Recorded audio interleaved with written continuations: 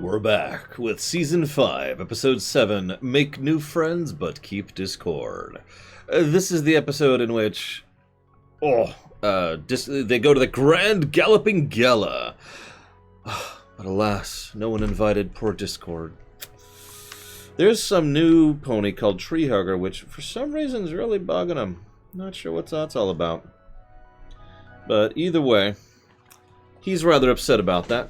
Shenanigans and antics, and then the episode ends on a fairly pat ending. This is a weird one to talk about. This is by... Am I live? Someone say Kafka. This is by Natasha Levenger, who's one of the newer writers who did Pinky Apple Pie back in Season 4, as well as It Ain't Easy Being Breezies back in Season 4. Of course, naturally, the Breezies are actually referenced in this episode, so that's a continuity counter. And there's several other references in this episode, most notably towards the gala, twice. So we're going to go ahead and add on some continuity counters there for gala references, as well as Breezy references. Boop. Boop. This is a weird one to talk about for me. First of all, this is another excellent example to showcase how much more expressive the facial animation and the faces in general are in Season 5 and going forwards. This is also... Well, before I talk any further, I think I have to say that it's kind of weird how few people are here right now. Where is everyone? I mean, Loner's here. Actually, at this point in my life, all my clocks change automatically, period. Go figure, exclamation mark. Okay, Dream Whisperer's here. That's good, that's good. Someone's here.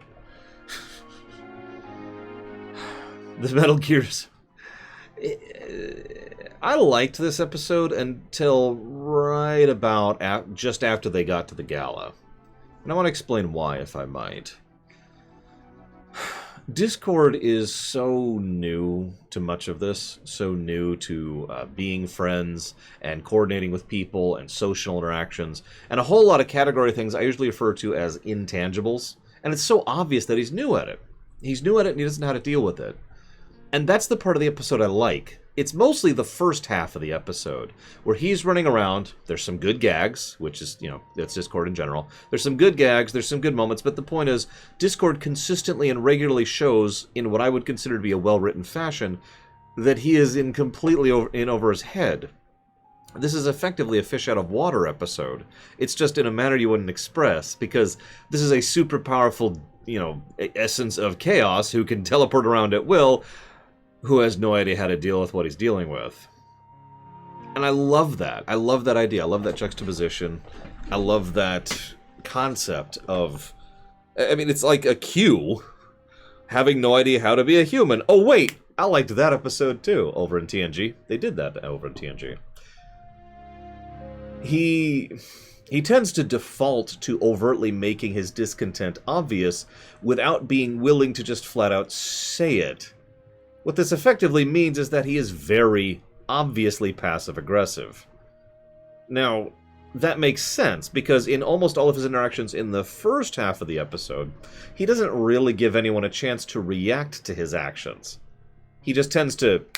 Yes, it did, S.A. Ross, that is correct. Although there was a little bit more to it than that, but yes. So, he warps in... by the way, poor Spike just warps into his bed and and he's all doing his villainous voice too. Where's Twilight? And then he goes and we see AJ gushing over her little sis, which is adorable. Rainbow Dash playing card games in the background and still being competitive about it. You notice she was peeking when AJ was distracted. Did you catch that? There's also the fact that the kids are adorable and are super excited about going to the gala. And of course, naturally, this just drives it even further home for Discord, who is so bothered by the fact that they're so excited about what they get to go to, because he doesn't get to go to it, and that just makes him feel less important, and it makes him feel like he's not as important, and just...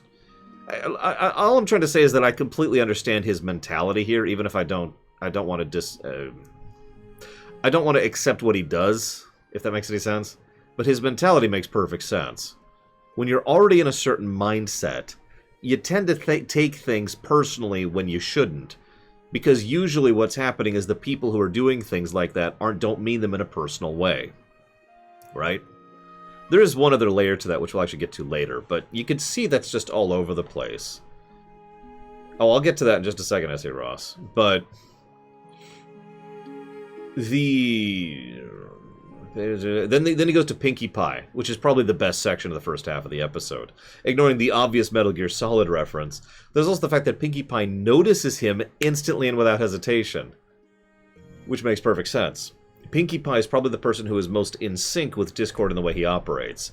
So she notices there's some random cardboard box in her shop that wasn't there before, so she automatically assumes it's him, and of course she is correct, right?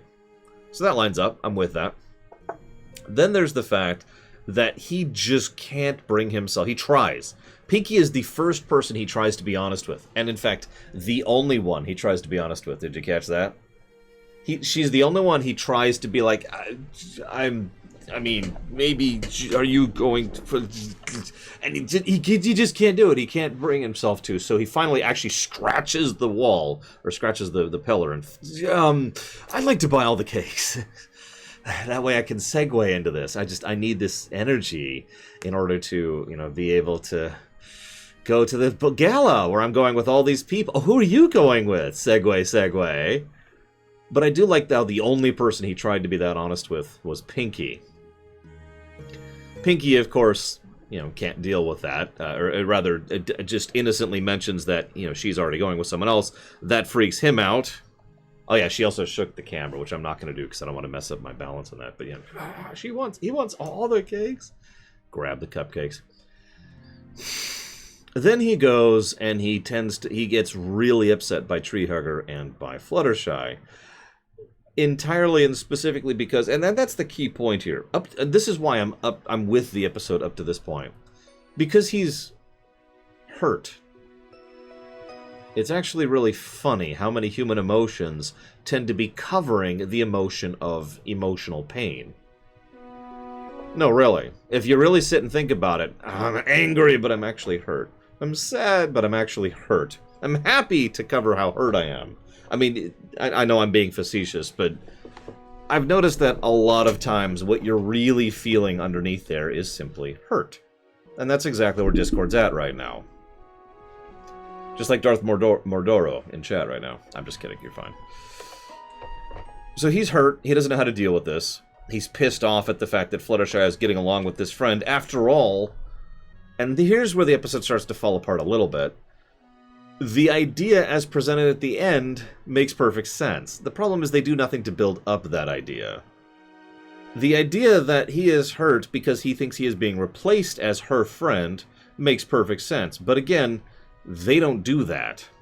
This is portrayed as straight jealousy, as if he doesn't like the fact that her attention is going to someone else, is how I want to phrase that. This episode would need a rather substantial restructuring, especially with regards to its dialogue, to make it more clear that he thinks he has lost her. Because that, in my opinion, only comes up at the very end, and when it does, it kind of falls flat because nothing built up to that point, my opinion. So, this then leads to Discord's realm. First time we see it, not the last time. Discord's realm is, of course, all messed up all over the place, as you do. He naturally starts to do some reverse cleaning. Pretty much straight reverse, you know, just washing the dishes to make them dirty, putting water on the windows. But the whole time, since he's alone, he allows himself to say what he's actually thinking, which is how hurt he is that he is being snubbed. Then the male pony shows up. God, that poor male pony. How long has he been in there? Can you just send me back? I got lost somewhere around the Flying Badgers. Yeah. And of course, you know, that also leads to the male pony being caught by something flying in the distance as he was going by. Will he ever get out? I sure hope he does. But, and someone in chat already mentioned this, it is very interesting and very relevant that Celestia did bother to give a ticket to the Grand Galloping Gala to Discord. Now, obviously, she mentions later that she wanted him to come to lighten things up, but it's worth noting that this is, I think, now the second, or maybe arguably third time, Celestia has specifically reached out to Discord, and it will not be the last. There's this background element of Celestia liking Discord. I don't mean like romantically. I mean like she actually legitimately enjoys his company, finds him funny, finds him interesting, and I mean, that kind of tracks with what we know about Celestia in particular. Because she's kind of like that. She's a little bit of a prankster. You know, she's a little bit of a trickster. For all her seriousness, that's all a facade. We see the real Celestia periodically. In fact, I read about that in that book, remember? When we were going through the Friendship Journal? When we read about her stuff? Yeah, she's a bit of a troll. In a lighthearted fashion. So she does actually like his overall style and approach. And again, we'll be seeing more of that in the future. Yeah, Celestia is also a dork. That is very true. Which is funny, because so is Discord. No, really. He is absolutely a dork. And I do kind of mean that as an insult. Just a little bit of one. But in that case, his dorkness is more a lack of experience. He is still a total dweeb, though. In a good way. So Twilight has taken over some planning duties for the gala, and I only bring that up because you'll notice how we are once again seeing the gradual shift of responsibility onto Twilight's shoulders. We've actually talked about this before, the idea that Celestia is grooming Twilight to be a successor. There's an actual medieval term for that, which I don't remember, and I don't think we remembered when we brought this up last time either. But the point is, it's pretty clear that Celestia has effectively royally adopted Twilight, and Twilight is intended to be, you know, the next one. And so she is clearly setting her up for that. And I just wanted to point out how this is another brick on the road. So Discord shows up with the schmooze.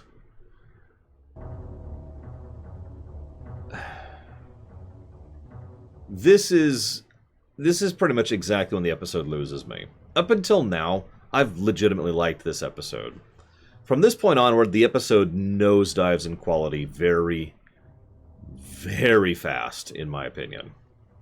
I like Discord, and I like Discord riffing, but the problem is, and I even have it here in my notes, from this point on, there is one point. Discord is jealous of Treehugger. And then it's just smash, smash, smash. It just hits that button over and over again. Every single scene is hitting that same button. And I mean, there's something to be said for repetition, and there's something to be said for establishment, but it just kind of drags. And yeah, the whole party just doesn't quite gel. There were a few good individual moments. Yeah, Rainbow looked adorable, I agree. The kids looked adorable. There's a really nice, tiny little moment.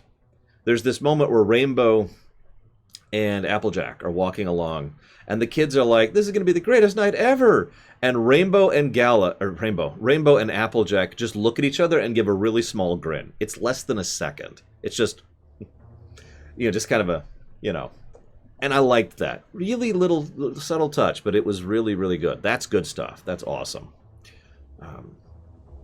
Then Discord...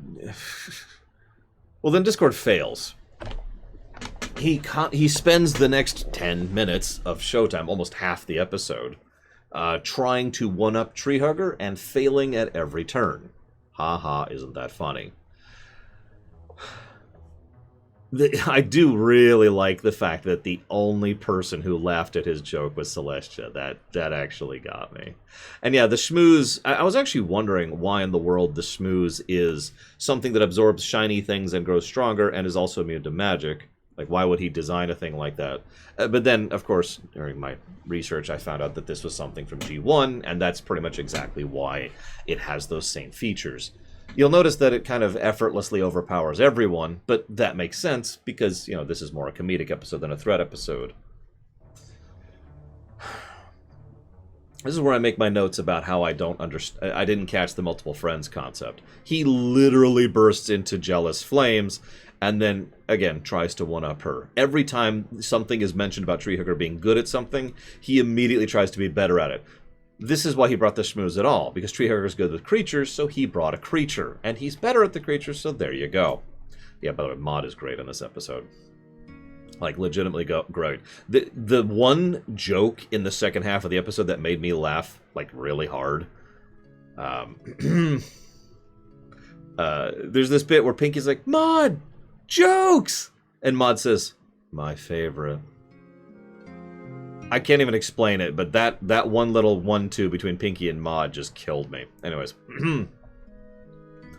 So Rarity, you notice Rarity got a second outfit in the middle of that? I mean, obviously the first outfit was vacuumed off, but she's actually wearing a different outfit when she appears later. I thought that was a nice little touch. And Pinky is sailing on the Maud ship. So this leads to Treehugger calming down the schmooze. Once again, effortlessly one-upping Discord.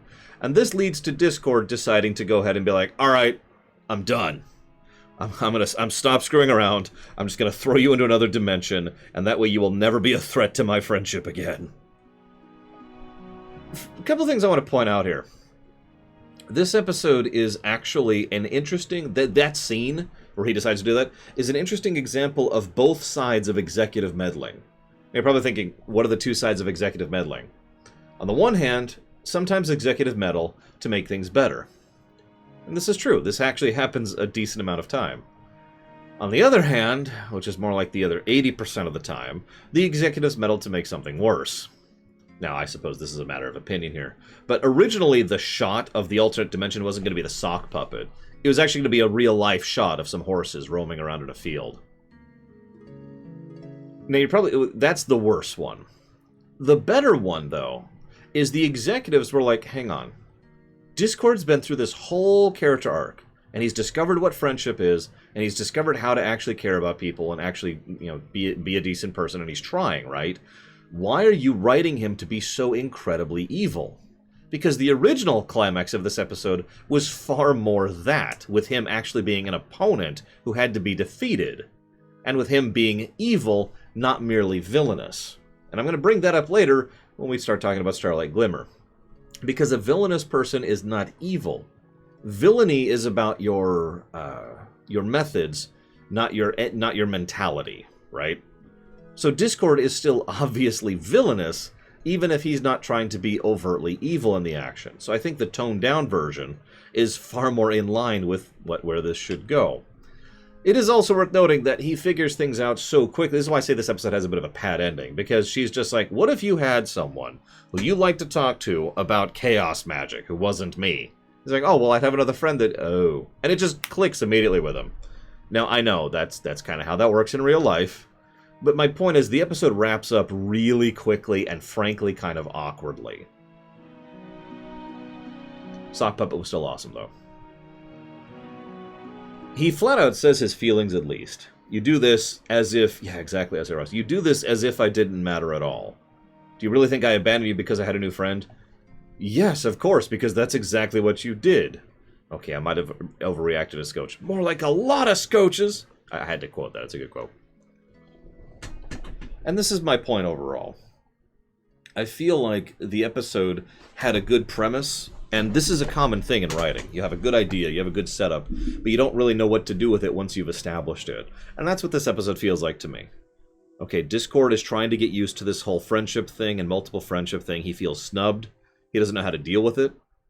And then he goes to the gala, and then...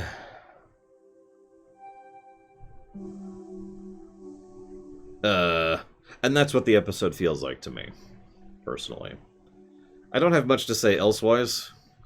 We are going to have to decide how we rate this one. I do like the first half of the episode a decent amount, which is the only thing that just is saving this, because otherwise this would be a rather down episode. What do you guys think?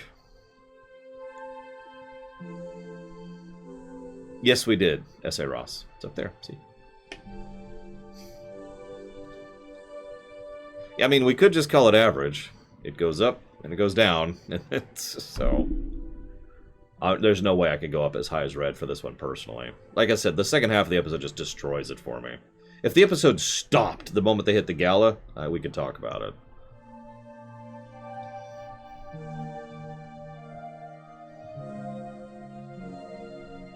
I'm seeing some consensus on average, which I have to admit. Yeah, there's also not a lot to talk about, which is a shame for a Discord episode. Like, Discord is jealous is just not something I could get into. I think I'm going to go with yellow.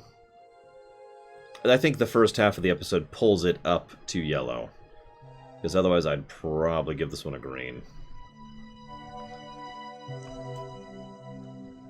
Yeah, like I said, Larry, and it really feels like they just didn't know what to do with the second half of the episode. It's like, we've established this great point. And, you know, another thing what actually made the episode better, now that I'm thinking about it. So they get to the gala, and then pretty much immediately jump to his big confrontation between Fluttershy and Treehugger. Just skip everything in the middle there. We would miss out on a couple of neat little moments, but I think that would improve the episode drastically, even if it would remove 10 minutes from the episode, and that's why they didn't do that. I guess I could see that. Oh, well. Oh yeah, Treehugger never comes back, by the way. Which is a damn shame, because I think there's some potential for a character who, you know, is a fellow animal specialist. Although they'll do that in Season 6 or 7, I forget which. I think it's 7, now that I'm thinking about Season 7. But, whatever. Anyways, that's it. Not much to talk about.